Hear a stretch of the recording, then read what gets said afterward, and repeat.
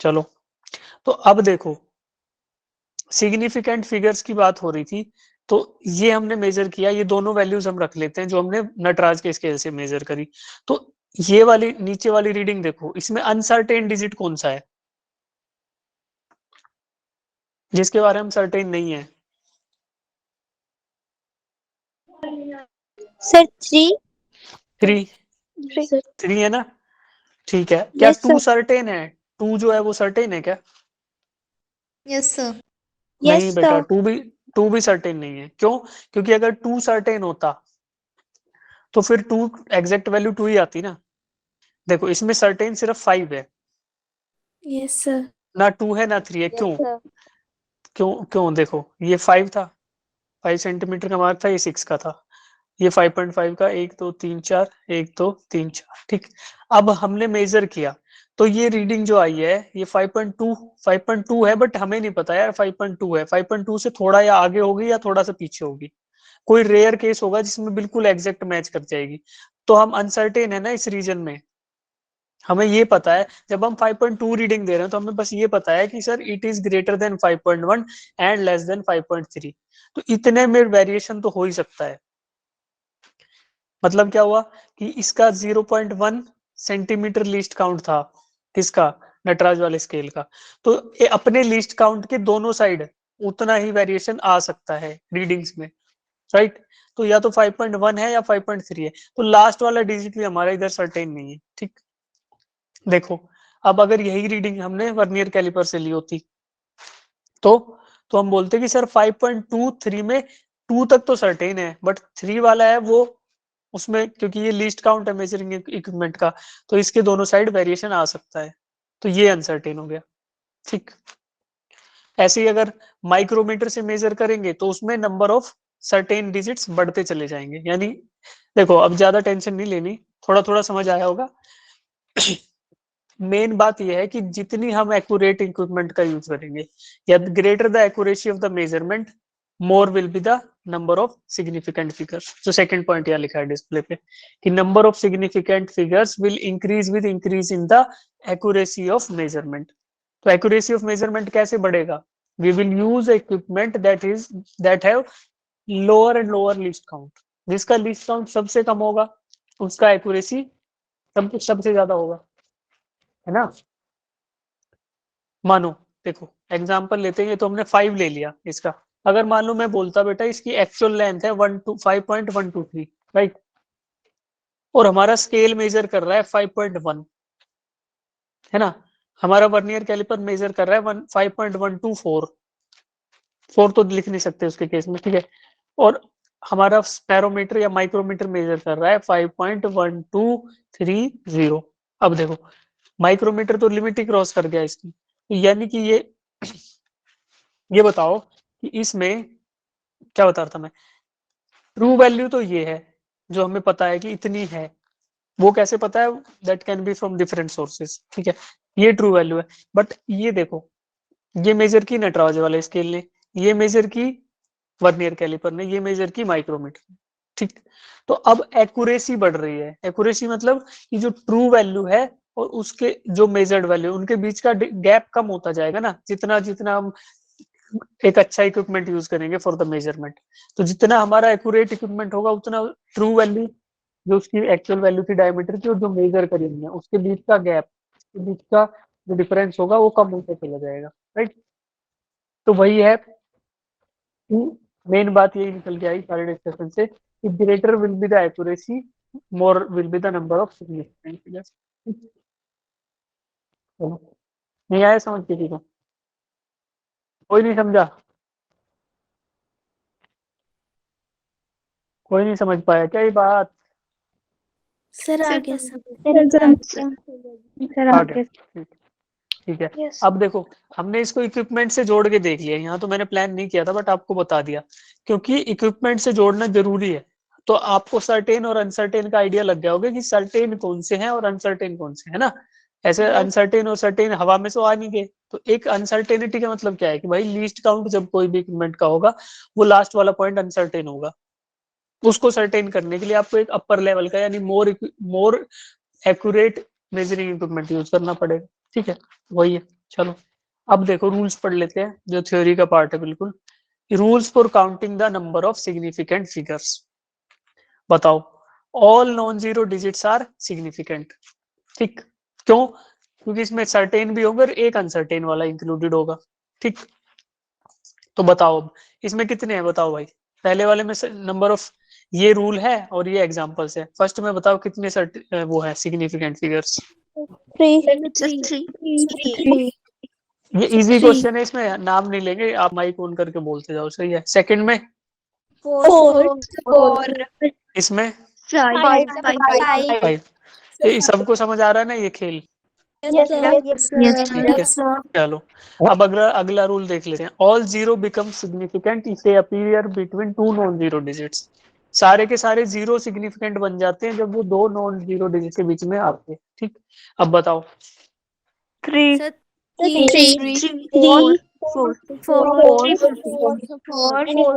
Five.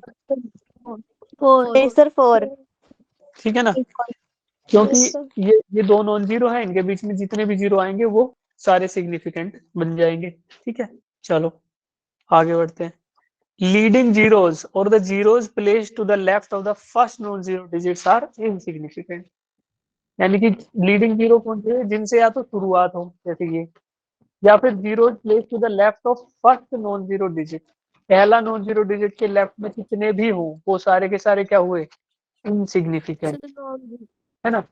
अब बताओ, three. बताओ पहले वाले।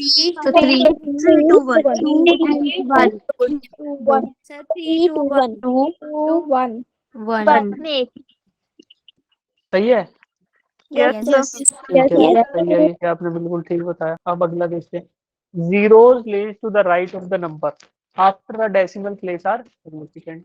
अब अगर डेसिमल प्लेस के बाद अगर कोई नंबर है उसके बाद कितने जीरो लगाते हो, दे ऑल आर। बताओ। Sir six. ठीक है, फोर एंड सिक्स। ठीक है। अब देखो, the exponential notation, the numerical portion. Exponential notations क्या होंगे? जैसे 3 × 10⁻³ अब ये एक्सपोनेंशियल नोटेशन हो गया ना, किसका? 3000 का, राइट। अब देखो, एक्सपोनेंशियल नोटेशन में अगर बात कर रहे हैं तो जो ये वाला होगा कौन सा? Numerical portion.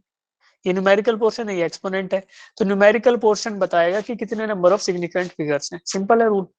और उसके बाद रूल्स कौन से लगेंगे जो अभी तक देखे गए पहले, कि भाई कि अगर जीरो इधर है उधर है, वो सब रूल लगेंगे। अब बताओ इसमें कितने नंबर ऑफ सिग्निफिकेंट फिगर्स हैं? Three and four. 3 और इसमें 4। चलो कौन बोल रहा था, कौन, उससे पूछूं मैं, ये 3 क्यों है? बताओ, हैंड रेज कर लो, इसको ये समझ आया जो आंसर दिया जिन लोगों ने। करो, हैंड रेज करो बेटा। शिवानी, ठीक है।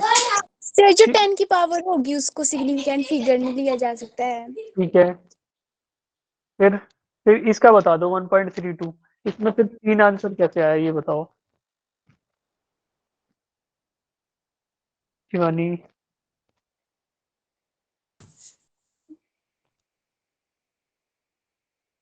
देखो, ये हुआ, इसको तो कंसीडर करेंगे नहीं, बात आ गई इसकी। तो अब हमारे पास 1.32 में जितने सिग्निफिकेंट फिगर्स होंगे उतने ही टोटल इसमें आएंगे एक्सपोनेंशियल एक्सप्रेशन में। ठीक, अब 1.32 में क्या दूसरा रूल एक ये भी पढ़ा था ना कि all non zero digits are significant. तो ये नॉन जीरो है, सारे के सारे सिग्निफिकेंट है। ये दो रूल यूज किए हमने, बट दोनों के आधार पर हमने आंसर निकाल लिया। अब सेकंड भी सेम ही है। ठीक है, इसमें ये एक्सपोनेंट वाला पार्ट तो ड्रॉप कर देंगे, बचा ये 1.321। अब इसमें all non zero digits are significant, तो सिमिलरली यहाँ पे सिग्निफिकेंट फिगर्स की संख्या हो गई 4। 3 एंड 4। चलो आगे बढ़ते हैं। If the digit to the, हाँ अब, अरे ये तो हो गया, चलो। हाँ अब बात आ गई next, rounding figures, rounding off figures. ठीक है शिवानी बोलो। सॉरी सर गलती से हैंड रेज हो गया। कोई नहीं, कोई नहीं, ठीक है।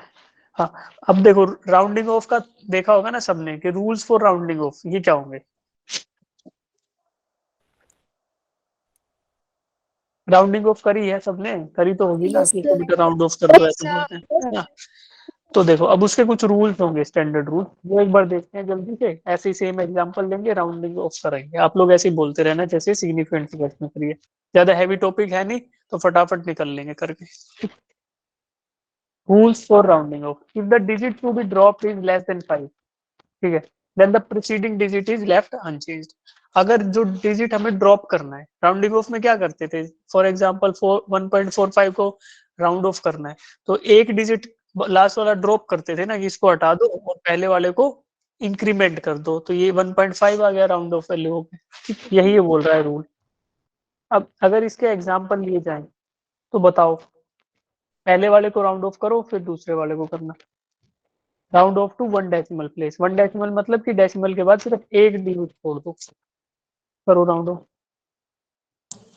7.9. 7.9. 7.9.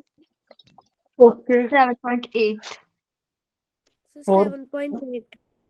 दूसरे का 3.9. 3.9.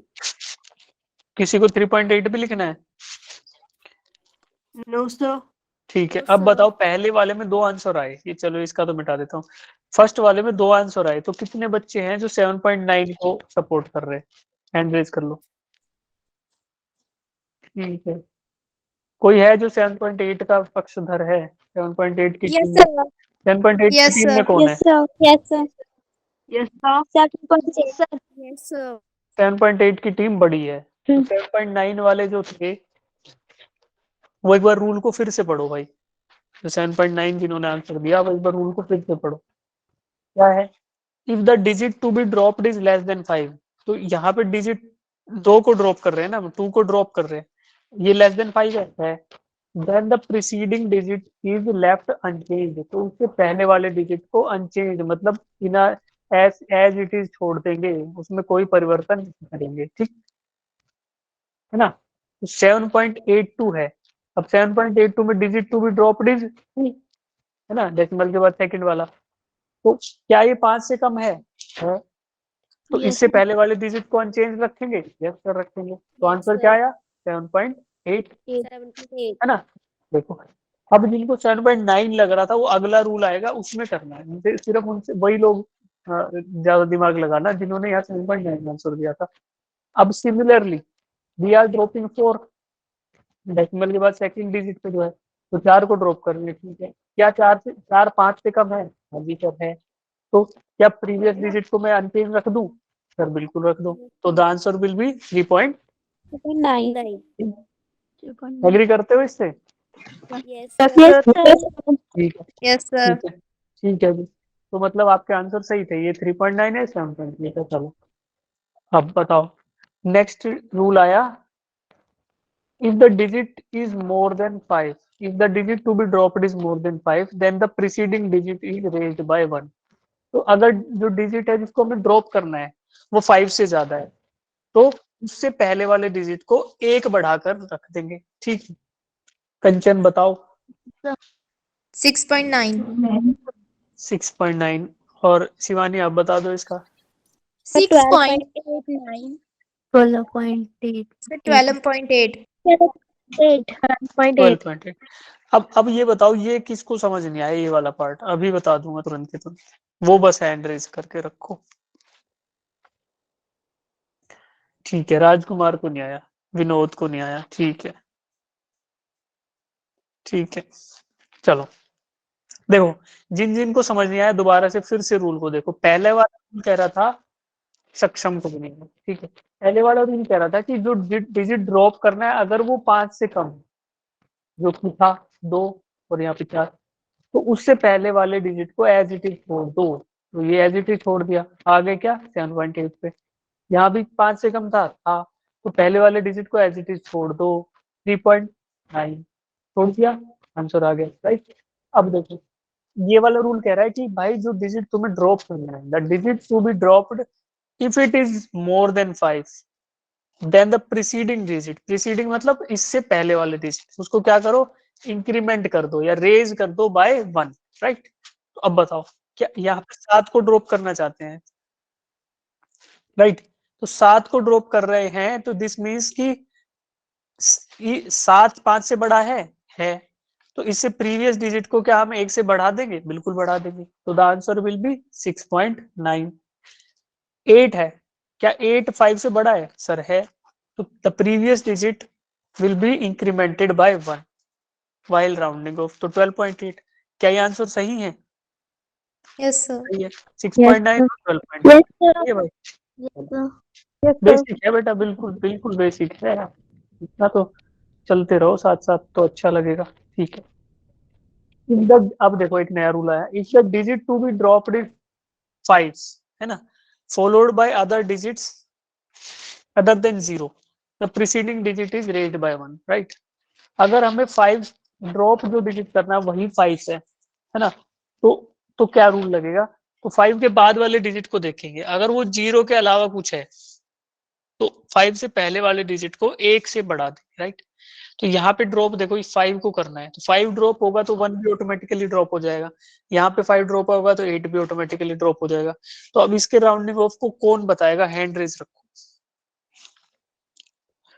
कुछ नए बच्चे हाथ रेज करो भाई, नए बच्चों से पूछेंगे। हाँ आयुष बताओ। 16.4। 16.4। अब बताओ ये आपने कैसे किया? रूल के हिसाब से बताओ, बताओ कैसे किया? आंसर सही है बताओ। आयुष बताओ बेटा। सिर्फ 5 डिजिट ड्रॉप करना था तो उससे पहले वाला डिजिट एक नंबर से बढ़ा दिया। हाँ देखो अब यहाँ गलती होगी थोड़ी सी। चलो कोई और करेक्ट करेगा इस चीज को? कंचन आप सर कर दो। हाँ सर जो 5 था वो हमने ड्रॉप कर दिया और जो 1 था वो 0 से बड़ा था, इसलिए हमने 3 को 4 बना दिया। ग्रेट ग्रेट, है ना। अब देखो क्या बोल रहा है कि भाई 5 को तो ड्रॉप करना है, बट 5 के बाद कोई दो 5 के बाद जो डिजिट है, if it is greater than 0, मतलब 0 के अलावा कुछ भी है, तो देन 5 से प्रीवियस वाले डिजिट को इंक्रीमेंट करेंगे, राइट। ठीक है। तो इसका मतलब ये हुआ ना, अगर ये 16.350 होता तो क्या करते? 16.3। 16.3। इस रूल के हिसाब से तो यही होता, बट इस इन कंडीशन के लिए आगे एक और रूल आएगा, तब आपको बताएंगे। नेक्स्ट रूल इसको टेकल करेगा इस पर्टिकुलर केस। तो अभी के लिए लिख दूं 16.4। Yes, sir. ठीक है। इसका बताओ, यस सर। इसका बताओ आंसर, ऐसे ही बता दो माइक पे। 6.8। 6.8 क्यों? क्योंकि 5 के बाद वाला डिजिट 0 से बड़ा था, तो 5 से पहले वाले को 1 से इंक्रीमेंट कर देंगे, तो 6.8 कर दिया। ठीक। तो 16.4 और ये 6.8। चलो जी, अब नेक्स्ट रूल देखते हैं। If the digit to be dropped is 5 और 5 followed by zeros, then the preceding digit is left unchanged if it is even। इसमें एक कंडीशन और ऐड कर दी आपने। कंचन जो बताया था ना बेटा वो सही था, बट एक कंडीशन और है उसके साथ कि अगर वो इवन है तो अनचेंज रहेगा, राइट। देखो if the digit to be dropped is 5, बिल्कुल सही, और 5 फॉलोड बाय zeros, सही है, then preceding digit is left unchanged if it is even. देखो क्या 2 जो है वो इवन है? 5 को तो हम ड्रॉप कर रहे हैं, 5 के बाद 0 है, ठीक Yes, है, sir. कंडीशन सेटिस्फाई हो रही है। तो अब 2 पे चेक करेंगे, 2 इवन है या ऑड है? Sir, even. इवन। तो फिर अब इसको अनचेंज रखना है, तो क्या आएगा आंसर? 3.2. 3.2। 3.2। ठीक, सब एग्री कर रहे हैं इससे? Yes, sir. ठीक है। अब बताओ 0 है, यस कंडीशन हो सर। रही है सेटिस्फाई, 5 को ड्रॉप करना है, तो 6 को चेक करेंगे, 6 इवन है सर? Yes, sir. तो answer will B 12.6। Yes sir. 6। ठीक है, चलो सही है, तो सही कर लिया आप लोगों ने। अब देखो इसी का दूसरा कंडीशन क्या, ये ड्रॉप करना है 5 को, 5 फॉलोड बाय zeros हो या 5 हो, then preceding digit is raised by 1 if it is. अब देखो यहाँ पे क्या आएगा आंसर बताओ? 3.8। 3.8। 3.8 क्यों रेज किया? क्योंकि 7 हमारा Odd है. ओड था। Odd है. ओड है। अब यहाँ पे बताओ Odd है. 16 पॉइंट, इसको क्या करेंगे? 16.2. 16.2। क्योंकि 1 हमारा ओड था, ओड को इवन कर देंगे, ठीक है। तो ये देखो इसका आंसर, ये Yes, सही sir. बताया आपने। चलो अब यहाँ तक किसी को डाउट है तो पूछ लो, सिग्निफिकेंट फिगर वाले में डाउट है तो पूछ लो, क्योंकि अब सिग्निफिकेंट फिगर की बात करेंगे कैलकुलेशंस में।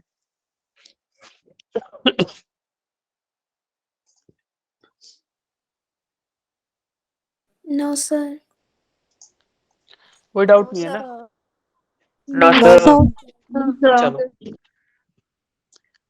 अब मेरे लिए पढ़ेगा कोई बच्चा, इसको बताओ, कोई भी पढ़ दो। गरिमा। So the final result should retain as many decimal places as there are in the number with the least decimal places. ठीक है, अब बात हम किस चीज की कर रहे हैं, देखो पहले तो ये समझ ले कि बात किसकी कर रहे हैं। सिग्निफिकेंट फिगर समझ आया था ना, कि सर्टेन पार्ट और एक अनसर्टेन डिजिट, राइट। अब यस देखो सर। पहले तो मेजर्ड वैल्यूज में ही आ गया, अनसर्टेनिटी मेजर्ड वैल्यूज में ही आ गई। कैसे आई कि अगर हम लास्ट डिजिट यानी लीस्ट काउंट वाला डिजिट है उसके बारे में सर्टेन नहीं है, तो वहीं पे आ गई ना अनसर्टेनिटी। तो वो चीज हो गई। अब तो मैं बोलूं कि ये नटराज का स्केल है, और in what will be the length of these both two pens combined, right. अब ना तो मुझे इसकी लेंथ पता है ना मुझे इसकी लेंथ पता है, पहले तो मैं स्केल लेके इसकी लेंथ मेजर करूंगा, उसमें कुछ अनसर्टेनिटी आएगी, राइट। फिर मैं इसकी लेंथ मेजर करूंगा, उसके मेजरमेंट में भी कुछ अनसर्टेनिटी आएगी ना। लास्ट डिजिट तो दोनों का अनसर्टेन रहेगा मेजरमेंट का। तो अगर मैं उन दोनों को फिर ऐड करने लगूं, Yes. क्योंकि मेरे को दोनों सम करके बताने हैं, length of this white pen plus length of this violet pen, इन दोनों को ऐड करके बताऊं, तो दोनों की अनसर्टेनिटी जो हमारी सिग्निफिकेंट था फिगर्स थे, उनसे क्या शिफ्ट आएगा वो यहाँ पे देख रहे हैं, ठीक है। क्योंकि नॉर्मली तो हमारे साथ ऐसा होगा ही कि हम मेजर करेंगे चीजों को, या तो ऐड करेंगे या मल्टीप्लाई करेंगे, सब्ट्रैक्ट करेंगे या फिर डिवाइड करेंगे। जब मैथमेटिकल ऑपरेशंस होंगे वैल्यूज पे, तो नंबर ऑफ सिग्निफिकेंट फिगर्स में क्या इफेक्ट आएगा। पहला केस हमारा यहाँ पे है कि वाइल एडिशन और सब्ट्रैक्शन, अगर एडिशन या सब्ट्रैक्शन कर रहे हैं तो क्या होगा। चलो, the final result should retain as many decimal places as there are in the number with the least decimal places। जो हमारा फाइनल रिजल्ट आएगा उसमें कितने डेसिमल प्लेसेस होंगे, जितने सबसे कम वाले डेसिमल प्लेसेस में होंगे, मतलब सबसे कम जिसमें जिस वैल्यू में सबसे कम नंबर ऑफ डेसिमल प्लेसेस है, उतने ही डेसिमल प्लेसेस हम फाइनल रिजल्ट में लिख सकते हैं, ठीक है। बताओ अब हमारा रिजल्ट आएगा उसमें कितने डेसिमल प्लेस हो सकते हैं अगर इन दोनों को जोड़ रहे हैं तो। डेसिमल के बाद एक होना चाहिए। एक होगा, क्यों? क्योंकि जो हमारी ये वैल्यू है इसमें सिर्फ एक है, तो हम सिर्फ यहीं तक बात करेंगे, चाहे उसके बाद हमारा चाहिए ये ऐसा होता 2.4000001 प्लस में 0.2, तो भी हम इतने सारे डेसिमल प्लेसेस को यहाँ ड्रॉप कर देते। क्यों? क्योंकि हमारा जो लीस्ट नंबर है जिसमें से इसमें सबसे कम डेसिमल प्लेसेस है, वही हमारा जा सकता है फाइनल रिजल्ट में, उतने ही डेसिमल प्लेसेस हम फाइनल रिजल्ट में लिख सकते हैं, ठीक। चलो जी, तो इसका आंसर निकालेंगे। पहले में 2 Yes, sir. डेसिमल है, इसमें 1 है। 2.254. 2.5. 2.5। 2.54, फिर 2.54 हमारा आया, देखो 2.24 में ऐड किया 0.3 को, तो 2.54 आया बाय सिंपल एडिशन। बट हमें क्या रखना है, हमें एक ही डेसिमल प्लेस रखना है। तो एक डेसिमल प्लेस करने के लिए हम क्या फॉलो करेंगे, rounding off, rules for rounding off, है ना। तो राउंडिंग ऑफ हमने क्या पढ़ा था, if the digit that is to be dropped is less than 5, तो प्रीसीडिंग डिजिट को हम अनचेंज्ड रख देंगे, पढ़ा था ना। Yes, sir. तो जब 2.54 को सिंगल डेसिमल प्लेस तक राउंड ऑफ करना है, तो भैया इसको सीधा हटा ही दो और बात आ जाएगी 2.5 की, कि 2.5 हमारा फाइनल रिजल्ट आया, right. Yes. Yes, sir. Yes, तो sir. अब देखो इन चीजों में हमारी दोनों चीजें एक साथ डिस्कस हो रही है। नंबर 1 की सिग्निफिकेंट फिगर्स का मतलब क्या है, नंबर 2 की राउंडिंग ऑफ कैसे कर रहे हैं। तो इन दोनों को चेंज करके हमें, इन दोनों रूल्स को अप्लाई करके हमें फाइनल रिजल्ट मिल रहा है, ठीक है। हाँ ये सही, ये जरूर है कि हम एग्जाम में जाते हैं तो इन जनरल प्रैक्टिस हम लोग ऐसे ही चलते फिरते कैलकुलेशन कर देते हैं, बट हमें इन चीजों का ध्यान रखना चाहिए while doing any of the measurement और एनी ऑफ द कैलकुलेशन, ठीक। चलो अब एडिशन सब्ट्रैक्शन का समझ आया ना, कोई कितने बच्चे इसको मेजरमेंट से जोड़ के Yes. पा रहे हैं, जैसे हमने ये स्केल लिया था, ये वाले लेवल तक कौन जा पा रहा है इस यहाँ इस केस को देख के हैंड रेज करो कि आप सर हमें ये समझ आ रहा है कि मेजरमेंट की उसमें थोड़ी अनसर्टेनिटी आई, फिर दोबारा मेजरमेंट की उसमें दोबारा अनसर्टेनिटी आई, तो जुड़ेंगे तो वो अनसर्टेनिटी बढ़ती चली गई, यानी हम जिसके बारे में निश्चित तरीके से बोल नहीं सकते थे तो वो जुड़ गई दोनों। अब वो जुड़ गई तो इसलिए हमें ये पता चला कि सर जो जिसमें सबसे कम सर्टेन नंबर ऑफ फिगर्स हैं बस उतना ही फाइनल रिजल्ट तक जा सकते हैं। धुआं धुआं सा भी याद है, अगर थोड़ा थोड़ा भी लग रहा है कि कुछ तो हो रहा है तो हैंड रेज कर लो। ठीक है, ठीक है, बाकी लोग सो गए। ओके। हम्म।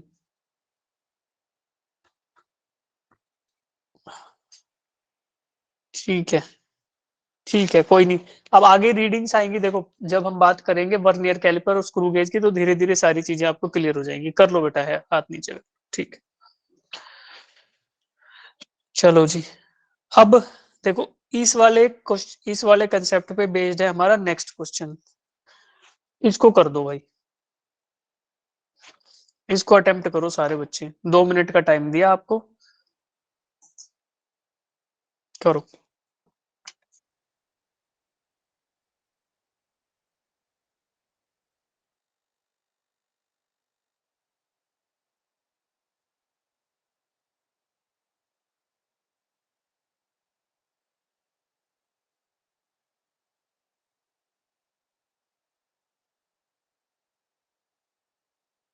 जैसे हो जाए हैंड रेज करके हैंड रेज रखेंगे।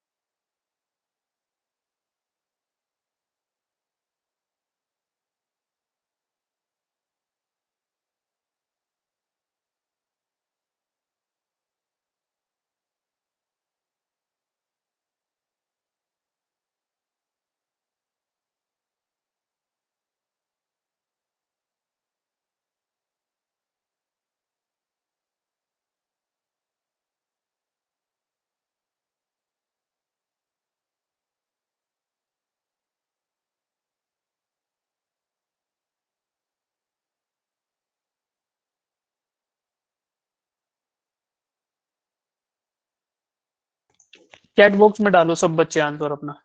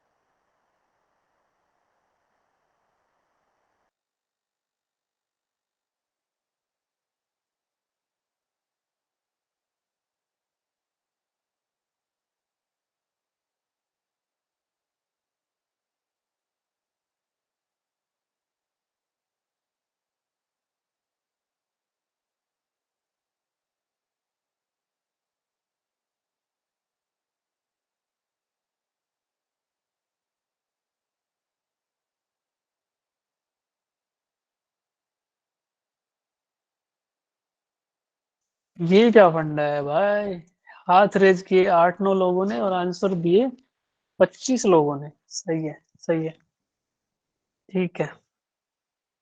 चलो अच्छा है, सब लोग कर रहे हैं, ग्रेट। चलो बेटा डिस्कस करते हैं इसको। ठीक है, आओ। ठीक है, सब लोगों का आंसर तो सी ऑप्शन ही है, सब लोगों ने ठीक किया है, राइट। देखो टोटल डिस्टेंस कवर्ड क्या होगा, पहले तो 10 मिनट की बात थी, है ना। 10 मिनट मतलब 10 मिनट में और +5 में, तो पूछ रहा है कि टोटल 15 मिनट में कितना होगा। तो सिंपल क्या करना है, 2.81 प्लस ऐड करना है ना सीधा 5.3 उसमें, yes sir 5.3। अब देखो 1 आया, ये आया 1, इसको गए तो ये 8, 8.11 आया। अब हमें क्या पता है कि भाई अगर लीस्ट नंबर ऑफ जिसमें डेसिमल प्लेसेस है उतना ही हमारे फाइनल में आ सकता है, तो हमें रिजल्ट में सिर्फ डेसिमल प्लेस एक रखना है, राइट, सिर्फ फर्स्ट डेसिमल प्लेस तक। तो अब इसमें राउंडिंग ऑफ कर देंगे, 8.11 में देखेंगे कि 1 क्या है, 1 5 से छोटा है सर, तो पहले वाले डिजिट को एज इट इज रख देंगे, तो 8.1, और यूनिट क्या था, मीटर, 8.1 मीटर, तो ऑप्शन सी आया। ठीक है, ऐसे किया सबने? Yes sir. Yes, sir. ठीक है, चलो यस सर। ठीक है। अब देखो मल्टीप्लिकेशन और डिवीजन में क्या होगा इसके साथ, ये भी पता कर लेते हैं। पढ़ो बेटा, तनीषा आप ही पढ़ दो बेटा। The final result should retain as many significant figures as there are in the original number with the least significant figures. Same बात होगी जैसे एडिशन सब्ट्रैक्शन में हो रही थी कि Yes. the final result should retain as many significant figures as there are in the original number with the least significant figures।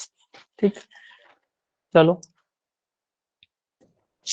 देखो example, density अगर कैलकुलेट कर रहे हैं तो ऊपर मास आएगा, नीचे वॉल्यूम आएगा, ठीक है, ग्राम पर सेंटीमीटर क्यूब, ये डेंसिटी है।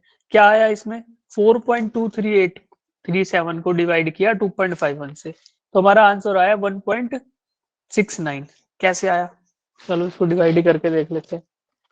मैं कैलकुलेटर का यूज करके आपको बता दे रहा हूँ बेटा, ठीक है, सीधा सीधा।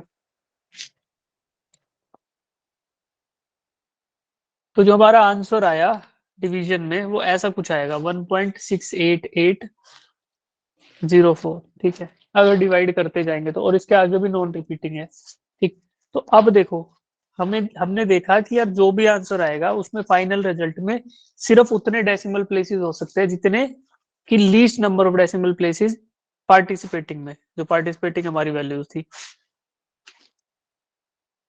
लीस्ट किस में है, डेंसिटी में है या वॉल्यूम में है, वॉल्यूम में है 2.53, कितने की डेसिमल प्लेस के बाद 2 डिजिट, तो हम डेसिमल के बाद सिर्फ दो डिजिट रख सकते हैं, इसके बाद वाले सारे ही हमें ड्रॉप करने पड़ेंगे, ठीक है, कर देंगे सर। अब बताओ 8 है, सिर्फ 8 को देखें, 8 या उसके बाद को ड्रॉप करना है, तो 8 इज ग्रेटर देन 5, रूल वही लगाएंगे, यस सर। तो the previous digit should be incremented और शुड बी रेज्ड बाय 1, तो इसको करके लाएंगे 1.69, और यूनिट तो सेम रहेगा, ठीक है, जैसा हमने पहले देखा था वही रूल यहाँ लगाना है। चलो करो इसको, करो बेटा अटेम्प्ट, सिंपल है, अटेम्प्ट करो, सिंपल क्वेश्चन है, ये सोच के छोड़ना नहीं है, ये अटेम्प्ट करना है ताकि प्रैक्टिस बने, है ना। नए नए आप भी गूगल मीट अभी चलाना सीखे होंगे, तो चल रहा है, चलने देते हैं।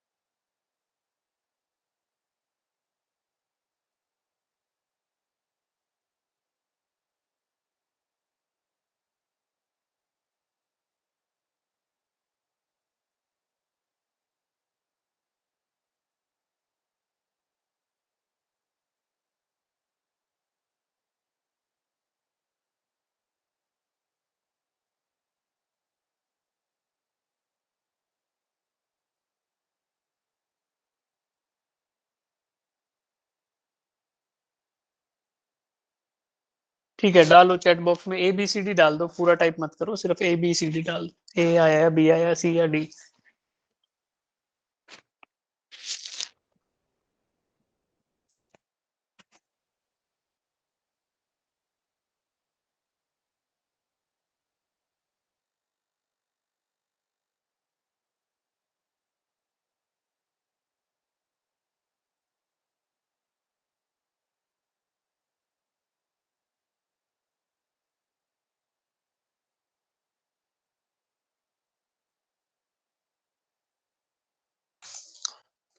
अच्छा एक बात बताओ, क्या इस क्वेश्चन को हम बिना सोल्व किए कर सकते थे?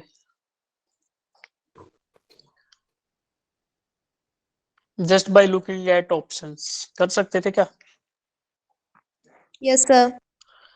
कर Yes, सकते sir. थे ना बेटा। Yes. देखो रूल तो क्या कहता है कि जिसमें minimum number of decimal places होंगे उतना ही हमारे फाइनल में होंगे। तो देखो टाइम में 1.3 है, यानी कि डेसिमल के बाद सिर्फ 3 है, यानी there is only 1 digit after decimal place. तो अब option A B C D देखो, सिर्फ ऑप्शन बी है जिसमें डेसिमल के बाद एक डिजिट है, बाकी सब ऐसे ही कट गए।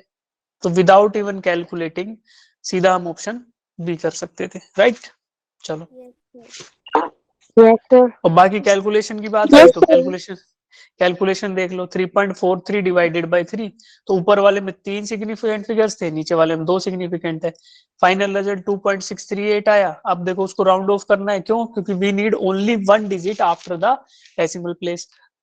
तो सेकंड डिजिट और उसके बाद वाला second digit after the decimal, उसको और उसके बाद वाले सभी डिजिट को देखेंगे तो they are to be dropped, उनको हमें ड्रॉप करना है। तो the digit that is to be dropped is 3 and 3 is less than 5, तो the previous digit will be left unchanged. ठीक है, अगर पूरे स्टेप वाइज जाओगे तो इस हिसाब से 2.6 आंसर आ जाएगा। अगर थोड़ा चतुर बनोगे तो ऑप्शन बी वैसे ही रखा हुआ है, सोल्ड। ठीक है बेटा, चलो चलो जी। अब बात आती है एरर्स इन मेजरमेंट की। बताओ, अब तक किसी को कुछ समझ नहीं आया तो पूछ लो, 2 मिनट का समय है, इसके बाद एरर स्टार्ट करेंगे। हैंड रेज करके पूछ लो। तनिषा डाउट है क्या कोई? नहीं। हाँ बेटा, स्नेह डाउट है? ओके ठीक है, जिसको भी डाउट है बेटा अनम्यूट करके पूछ लो, हैंड रेज का कोई चक्कर नहीं, क्योंकि अभी जिसको भी डाउट है अनम्यूट करो और पूछ लो।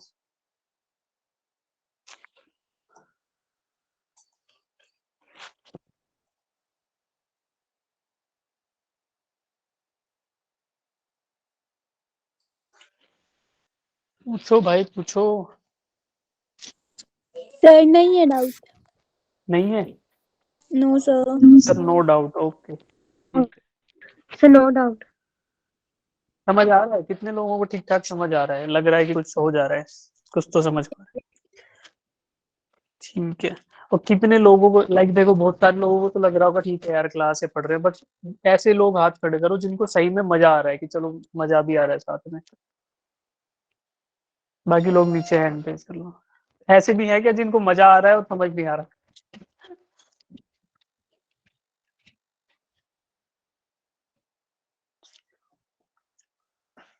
ठीक है, मतलब ठीक है यार, चलते रहो। ओके बेटा, कर लो हाथ नीचे। चलो अब बताओ एरर्स क्या होते हैं?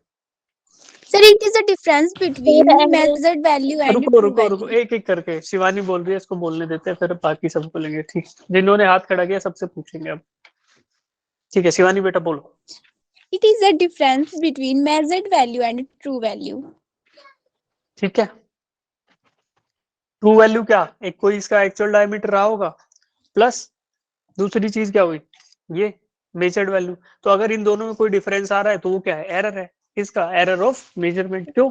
मेजरमेंट किया, मेजरमेंट में कोई एरर आया, that is error of measurement. बताओ राधिका। सर आपकी आवाज क्लियर नहीं आ रही। मेरी आवाज क्लियर नहीं आ रही क्या? सर और क्वेश्चन और बच्चों रिपीट को भी करना दिक्कत एक है? बार। हाँ, error No, of sir. Measurement के बारे में क्या जानते हो ये बताओ। Sir, error is the difference between the true value and the measured value of the physical quantity. Great great, देखो अब इन्होंने एक चीज और ऐड कर दी कि measured value of the physical quantity. सही बात। चलो ठीक है, शगुन। It is defined as the difference between the true value and the measurement value of a physical quantity that is called error. ठीक, बिल्कुल सही। कंचन। सर ये वो डिफरेंस होता है जो जो वैल्यू दी होती, मतलब कि जो असली वैल्यू होती है और जो हमने मेजर की होती है, उनमें जो डिफरेंस आता है वो एरर होता है। ठीक है, okay. Rajkumar. Sir, I am Deepika. Okay Deepika. बोलो बोलो दीपिका, क्या जानते हो एरर ऑफ मेजरमेंट के बारे में?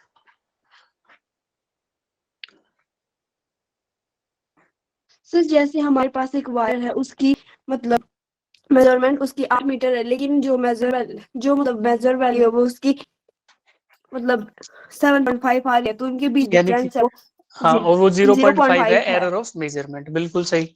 और बताओ शालिनी, आप बताओ, रजनीश आप बताओ। The हाँ difference Rajni, between the measured value and actual value is called error. Error, ठीक है। इसके अलावा कोई बोलना चाहेगा? रजनीश आप बता दो, फिर इसके अलावा अगर किसी का कोई अलग जवाब है तो वो बताएंगे। Yes, बताओ बेटा। sir. Error equal to true value minus ठीक है, measured value of a physical quantity. तो सब बच्चे बिल्कुल सही जवाब दे रहे हैं। Error is the difference between measured value and true value, right. ठीक है, ऑफ अ फिजिकल क्वांटिटी। ठीक है, इसके अलावा किसी को कुछ और कंट्रीब्यूट करना है तो वो बताओ।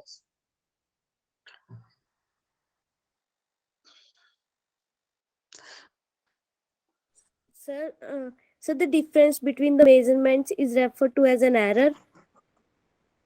डिफरेंट बिटवीन मेजरमेंट्स, बेटा आप थोड़ा ये एक्सप्लेन करोगे क्या बोलना चाह रहे हो? मैं जो समझ रहा हूँ, अगर वो है तो that is not an error. आप बताओ क्या बोलना चाह रहे हो?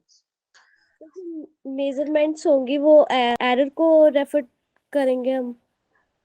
जैसे मेजर्ड वैल्यूज मानो होंगी। कि एक बार मेजरमेंट किया, फिर दूसरे बार मेजरमेंट किया, तो उन दोनों मेजरमेंट के बीच का डिफरेंस है, उसको एरर बोलेंगे क्या? No sir. नहीं, तो आप भी वही बात बोल रहे हो, बट आपने वर्ड्स थोड़े यूज अलग कर लिए। आपने जो वर्ड यूज किया कि the difference between measurements is error, तो वो तो ये हुआ कि अलग अलग मेजरमेंट्स के बीच में अगर डिफरेंस आ रहा है तो वो एरर है। तो बेटा वो एरर नहीं है, error is difference between the measured value and the true value. अब कोई स्टूडेंट मेरे को ये बताएगा कि ट्रू वैल्यू कहाँ से आती? चलो हमने तो बोल दिया कि मेजर्ड वैल्यू ये है और ट्रू वैल्यू है। ट्रू वैल्यू कौन बताएगा हमें? कोई हेल्प करेगा इसमें? ट्रू वैल्यू कहाँ से आएगी? जिसको ये पता है वो हाथ रेज करके रखे, बाकी सब नीचे कर लो। ठीक है, बताओ शालिनी।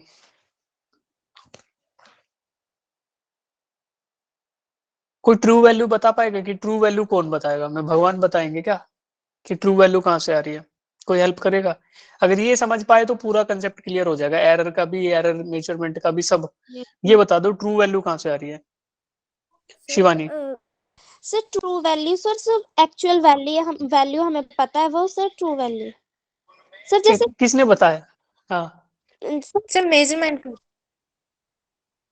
अच्छा। शिवानी आप बताओ, फिर पूछेंगे गरिमा कंचन से भी पूछेंगे, राशि से भी पूछेंगे। बताओ।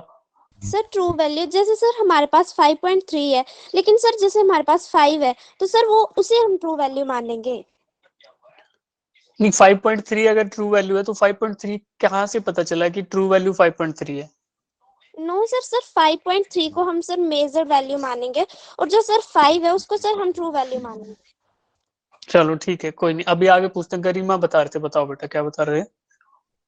जो हमारा परफेक्ट इंस्ट्रूमेंट होगा उससे जो मेजर की हुई वैल्यू होगी वो हमारी ट्रू वैल्यू होगी। ठीक है, क्या वो ट्रू वैल्यू होगी या more closer to a true value होगी? So more closer to a more true closer value. To a true value. ठीक है, कंचन आप बताओ बेटा क्या बोल रहे थे? सर यही कि जो हमारा इक्विपमेंट होगा उसकी एक्यूरेसी पर जो सबसे ज्यादा ट्रू वैल्यू के नजदीक जो वैल्यू होगी वो वाली। हाँ, उसको हम मान लेंगे कि let it be a true value, है ना। अब Yes, sir. स्नेह आप बताओ क्या बता रहे थे बेटा? यही था? ठीक है, शगुन आप बताओ। The measurement value sometimes referred to simply as the value given by measurement instrument, and the true value is the actual value of the property being measured. ठीक, निशा आप बता रहे थे कुछ? सर जैसे कि किसी क्लास में सर एक बच्चे को 10/10 मार्क्स आते हैं सर जी, और किसी को 9.5 आ रहे हैं सर, वो measured value and 10 sir ji accurate. ठीक, चलो ठीक है। तो कंचन ने, गरिमा ने और स्नेह ने, शायद इन तीनों ने बिल्कुल सही बताया है। बाकी आप लोगों ने पार्शियली करेक्ट बताया। ठीक है, जैसे कंचन ने बताया था और गरिमा ने कि जो हमारा मोस्ट एक्यूरेट इक्विपमेंट होगा, मोस्ट एक्यूरेट मतलब देखो इसका डायमीटर मेजर किया हमने, 3 इक्विपमेंट की बात करी, स्केल की बात करी, फिर वर्नियर कैलिपर की बात करी, फिर माइक्रोमीटर की बात कर ली। तो माइक्रोमीटर से जो रीडिंग आएगी उसकी हमें गारंटी है कि यार ये more closer to true value है। तो जितनी हमारी क्लोजर होगी किसके, ट्रू वैल्यू के, यानी जितना मेजरिंग इक्विपमेंट हमारा एक्यूरेट होगा तो उसको हम बोलेंगे कि यार ये ट्रू वैल्यू है ना। Yes sir. Yes sir. True, देखो ट्रू वैल्यू कोई, ट्रू वैल्यू जैसी कोई चीज होती नहीं है एक्चुअल में। ट्रू मतलब जितना हम उसको एग्जैक्टली मेजर कर पाए वही ट्रू है हमारे लिए, ठीक है। या फिर ट्रू का मतलब ये भी हो सकता है कि मैंने बोला कि बेटा इसका डायमीटर है 5 सेंटीमीटर, तो इसकी सरकमफ्रेंस क्या होगी, तो वो कैलकुलेटेड वैल्यू को भी ट्रू बोल सकते हैं, क्योंकि मैंने आपको एक इनपुट दे दिया कि 5 सेंटीमीटर इज द डायमीटर। अब इसकी सरकमफ्रेंस की वैल्यू क्या होगी, तो 2 पाई आर आप लगाओगे या पाई डी लगाओगे। पाई डी फॉर्मूला से एक वैल्यू आएगी, उसको ट्रू मानते हुए, क्योंकि मैंने आपको इनपुट दिया है कि 5 centimetre is the diameter of this, तो 5 सेंटीमीटर के हिसाब से पाई टाइम्स 5 यानी कि 5 पाई इसका सरकमफ्रेंस होगा। अब आपको मैं बोलूं कि बेटा थ्रेड से मेजर करो, तो अगर थ्रेड से मेजर करके उसको स्केल के साथ अलाइन करते हो तो that is the measured value. तो ट्रू वैल्यू क्या होगी, पाई टाइम्स 5 या 5 पाई, समझे। चलो यस। है ना, ठीक है।